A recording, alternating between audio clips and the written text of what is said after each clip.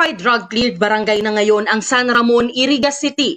Ito matapos ang mabusising assessment at validation ng mga kawani ng Philippine Drug Enforcement Agency Region 5. Ikinatuwa ito ng punong barangay na si Pedro Belleza Jr. Bunga raw ito ng pagsusumikap ng mga drug surrendery sa tulong na rin ng Barangay Anti-Drug Abuse Council at Local Government Unit ng Iriga. 19 po sinda, kaya lang so iba nagtrabaho na po sinda sa Manila. Saro nga niyan sa pinagmumonitor mi na ining iyo po nga nito sa pakiuli mi bag-o sinda naghalig din na sana man dahil na sinda gamit kang bisyo para maayos ang pamilya nila. Nagtatrabaho na po sinda. Pagsunod rin umano ito sa kampanya kontra iligal na droga. Talagang mi talaga sindang mabago para sa pamilya ninda. Sa tabang po kang mi o lalong-lalo na sa LGU. Pinorsigi kang barangay na maging sinda sa mga bisyo, mahali sinda sa bisyo. Sa indang backyard, igwa po sindang ginibong gulayan, maski igdi po sa barangay, igwa po sindang mga activity ning araw. Kaya minsan po katabang ni sinda na naglilinig. Talagang dinefend man po talaga ninda yan. Grabe po ang paperworks, grabe ang documentation. So, pasalamat man ako sa team, lalo-lalo na sa TWG, talagang pinagtrabahuhan man talaga ninda yan. At kami kay Adigdi, bako talaga itong typical na mandato kang DILG.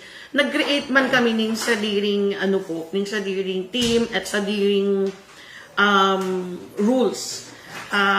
Pinag-adapt mi itong sa BJMP. So, incorporate mi ito pati sa OVP, sa Office of the Vice President, pinag-consolidate ka boss. So, pinagsarok mi. So, iba ang approach. Kasi pinag-akma mi man sa kultura eh. So, ito, tapos grabe ang tedious ang trabaho na duman sinda pastor, igo kaming pastor para sa values formation. Kaulay mi man gabos na pastor digdi sa buong Iriga. So, may kanya-kanya naman sindang area. So, dakulon talaga, nurse, ang city health, ang BIRTS, ang BHW, grabe ang tabang, and even barangay. So, tedious, grabe ang trabaho. So, I would like to congratulate them personally. Patuloy rin sa ngayon ang akbang ng BADAC, PNP, PIDEA, kasama ang iba pang otoridad para maging mas ligtas ang pamayanan. Sa ngayon, 11 barangay na ang drug-cleared sa Iriga.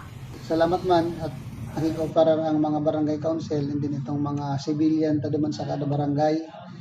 Kung garo daiman to nakiki-operate, magtawag ng information sa barangay captain, barangay official, din tayo makita makakaapon naman sa mga agencies aron kang pwede sana igwa pang makasunod digdi sa syudad kang Iriga. Iyan ang pinakamoto ko digdi sa bakulang sa barangay ko. Pati sa buong barangay, buong 36 barangay.